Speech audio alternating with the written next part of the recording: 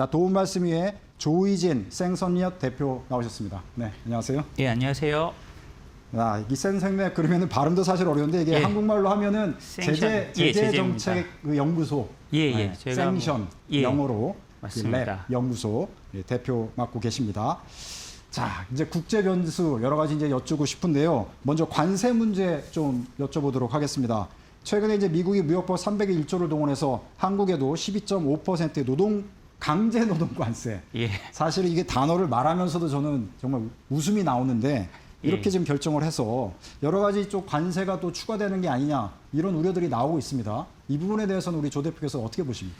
사실 뭐 금방 웃으셨지만 네. 좀 진짜 웃긴 일입니다. 왜냐하면 그 ILO에서는 강제노동 협약 그 비준을 2014년에 하는데 네. 전 세계 80여 개국이 했는데 미국이 안 했습니다. 네. 미국은 자기들이 강제노동 협약도 안 해놓고 강제노동 가지고 네. 저희한테 관세를 매긴 거거든요. 네. 사실 이 부분은 일단 뭐 명분도 없고 뭐 없지만 어찌됐든 트럼프가 한다니까 하는 건데요. 이게 그러면 그 트럼프가 이 강제노동 관세를 매길 때 이제 강제노동과 과잉생산 두 가지로 네. 매기는데 그 지금까지 발표된 거를 보면 지난해 맺었던 무역 합의에 준해서 한다고 계속 되어 있습니다. 그렇게 따지면 이번에 우리나라가 12.5, 일본도 12.5 받았고 네. 대만은 10% 이렇게 받았는데 결국은 한 15%에 맞춰질 거라는 얘기거든요. 네. 그러면 작년과 똑같다 혹은 뭐 그 비슷하다. 한국, EU, 일본 뭐 이렇게 주요국들이 다 비슷하다고 생각했을 때 우리한테 어떤 게 있는지 보면요. 작년에 주요국 중에 한국 수출이 가장 많이 줄었습니다. 네. 그러니까 일본 같은 경우는 한 1.6%, 그러니까 미국에서 일본산 수입하는 게 한 줄고요. 그 독일 같은 경우는 2.7% 정도 줄었는데 네. 한국은 4.8% 줄었거든요. 물론 이게 단순히 다 준 게 아니고 미국 내 생산을 늘려서 그런 것도 있습니다만 어찌됐든 다른 나라도 그럴 건데 그래서 이대로 간다면 우리의 경쟁국들에 비해서 한국의 타격이 좀 더 있을 것 같다라고밖에는 생각할 수 없는 상황이라고 보입니다. 네. 자, 강제 노동, 과잉 생산 이 이유로 한국을 포함해서 주요 국가들의 이제 추가 관세를 미국이 발표했는데 사실은 대부분 말이 안 된다고 생각을 하거든요. 그렇죠. 근데 예. 그러면 트럼프와 미국 정부의 진짜 의도와 목적이 있을 텐데 네. 진짜 의도는 뭐라고 해석을 하십니까? 아, 이 뭐 어떻게 생각하면 당연한 얘기인데 진짜 의도는 미국 안에 자신들의 동맹국, 미국의 그 힘 안에 묶어놓기 위한 것도 있고요. 네. 그리고 트럼프의 가장 중요한 목적은 이 관세를 누구도 뒤집을 수 없도록 구조화하는 데 있습니다. 네. 처음에는 그 국제경제비상권한법으로 관세를 부과했잖아요. 근데 이게 불법이다. 대법원에서 판결을 한 이유가 뭐냐면 이거는 우리나라가 위기다. 네. 위기니까 관세를 부과해야 해. 라고 했는데 이거는 대통령이 너 할 권한이 없어라는 네. 거였습니다. 그러면 이번엔 뭐냐? 강제노동 때문에 관세를 부과할 수 있는 권한이 301조에 있어. 네. 그래서 그거에 따라서 우리가 부과하니까 법적으로 문제가 없지. 그래서 우리가 이거를 어떻게든 구조화해 나간다. 트럼프 관세를 정권이 바뀌어도 바뀌지 못하게. 왜냐하면 들어오던 수입이 갑자기 줄어들면 어떤 정권이든 바꾸기가 쉽지 않을 거니까요. 네. 그래서 이제 그 구조화하려는 목적에서 지금 이렇게 트럼프가 아주 무리하게 하고 있는데요. 금방 말씀하셨듯이 이건 말도 안 된다라고 하는 게 우리뿐만 아니라 미국 내부에서도 일어나고 있잖아요. 네. 아까 말씀드렸듯이 ILO 노동협약에도 미국은 비준을 하지도 않았고 그래서 뭐 미국의 제 말이 아니라 피터슨 연구소 같은 경우는 이거 법원 가면 또 진다. 네. 또 진다. 왜냐? 이거는 불공정한 특정 국가에 대해서 매기기로 되어 있는데 60개국, 그러니까 미국 정부는 60개국도 특정 국가라고 하겠지만 이 60개국이 커버하는 수입품이 미국의 99.4%입니다. 네. 99.4%이기 때문에 사실상 전부 다예요. 네. 그러니까 이거는 뭐 보편적으로 관세가 들어간다고 해야 되기 때문에 그 부분에 있어서 법원에서 질 거다. 피터슨 연구소에서는 그렇게 보고 있더라고요. 네.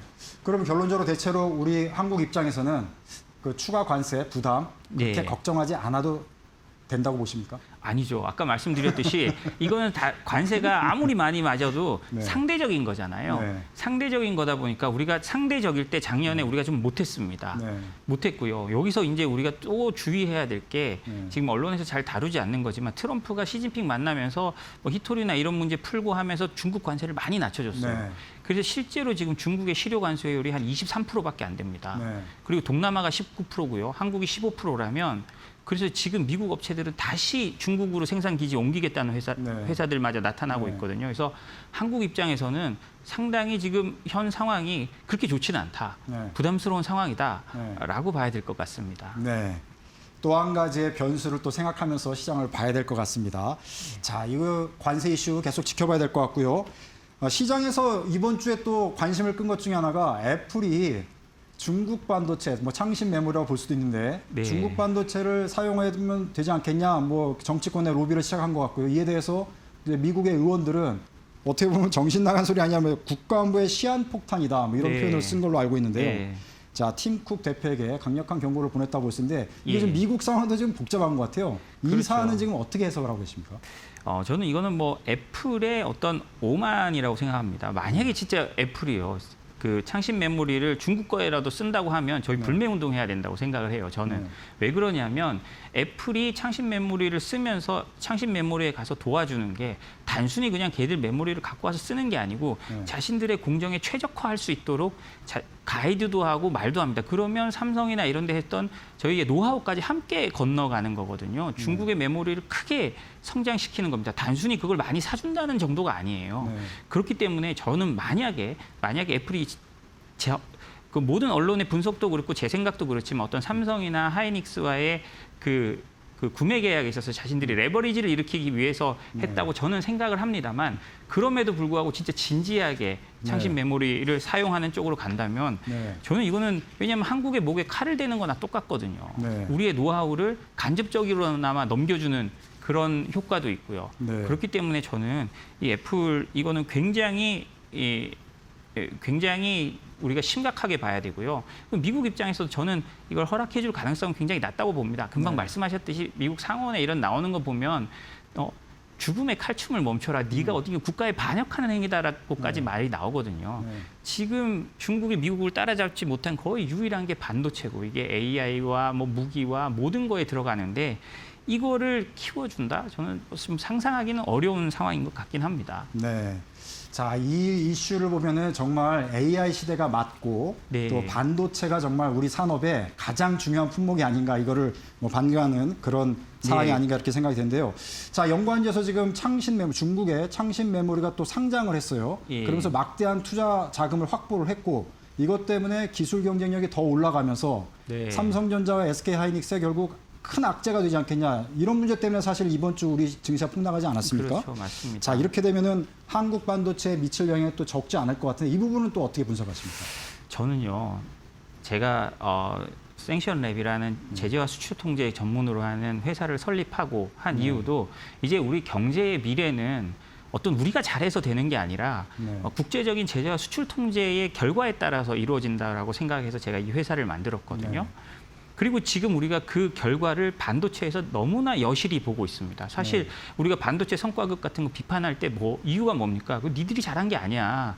트럼프 보고 니들 100번 절해라 라고까지 말을 하지 않습니까? 결국은 우리의 경쟁력을 지켜주고 하는 건 우리가 열심히 노력해서 제품 경쟁력을 하는 게 맞지만 그건 1번이고 무조건 해야 되는 거지만 결국 창신 메모리가 한국에 얼마나 위협이 되느냐라는 건 창신 메모리를 얼마나 미국에서 막아주느냐에 달려 있습니다. 미국의 정책이 거의 100%라고 생각하면 됩니다.